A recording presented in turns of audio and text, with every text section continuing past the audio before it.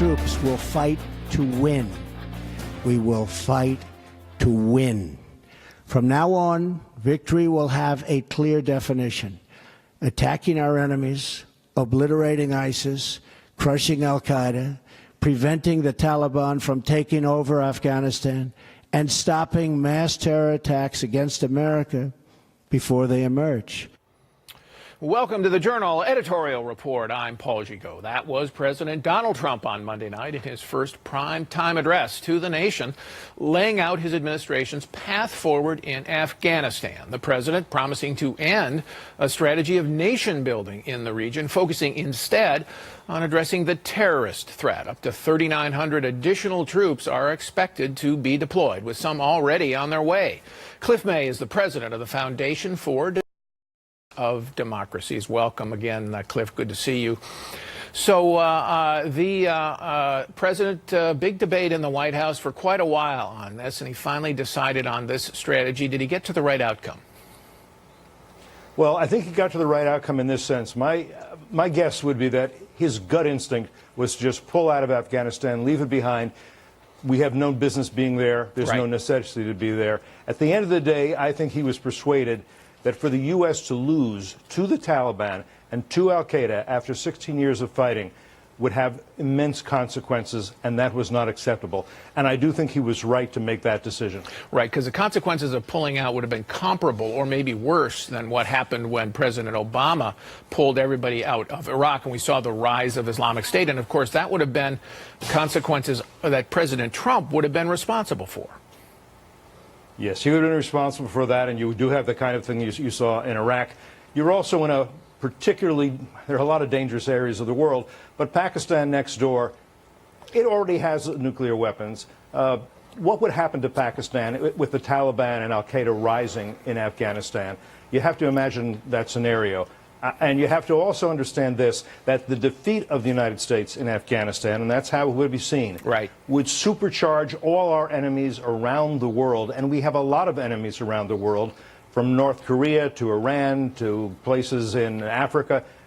It would be a setback that we would have difficulty recovering from. Okay, so with this strategy, as you understand it, going forward, is it adequate to do what the president says his goal is, which is to win victory? Or are we just talking about maybe just not losing and stabilizing things for several more years?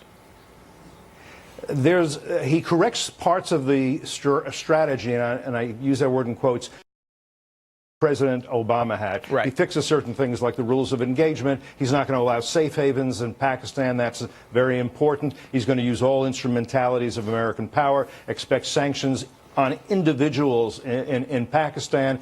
This will not be a time-based engagement. We'll be there until we get to the result we want. The difficulty is this: at the end of the day, and you heard it in the statement he just made, he would like to see negotiations with the Taliban. Now, the top commanders of the Taliban, they are men of faith who would rather die than accept defeat. Maybe if you kill enough of them on the next level or the next level after that, there are men who think, I believe that maybe a longer life is better than martyrdom at this point. But if a real jihadist does not say, yes, let's have peace, let's sit down with the infidels, including those in the government, and let's have a power-sharing arrangement, we can live with that, they can live with that, that's unlikely, it seems to me. That doesn't mean we can't get to a good result over time, but I don't see one anytime soon. This war, we will have to sustain our presence there, and it will have to be a sustainable presence that we keep there, for a number, phrase from Petraeus. And for a number of years. I mean, we've, I mean, let's talk specifically, though, about Pakistan, because other presidents have complained privately about their harboring terrorists, the double game they play, taking money from us, saying we back you, but then giving safe haven to the Taliban and to the Haqqani network, which is allied with the Taliban. Trump is, for the first time, I mean, really calling them out publicly in an aggressive way. But that means if Pakistan doesn't help, we're going to have to follow through if he wants to stay credible. That is, if the president wants to stay credible. Is that going to mean strikes, maybe, across the border into Pakistan?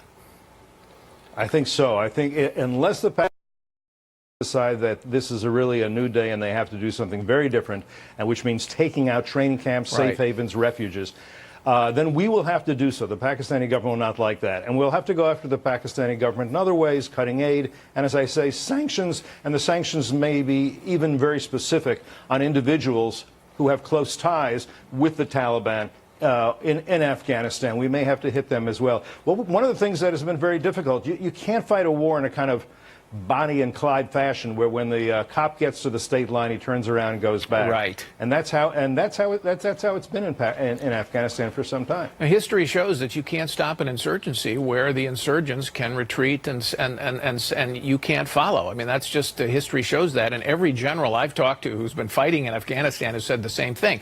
So maybe this will be a different change of strategy, but it's not without risks, because the Pakistanis could still create trouble for us if they want to.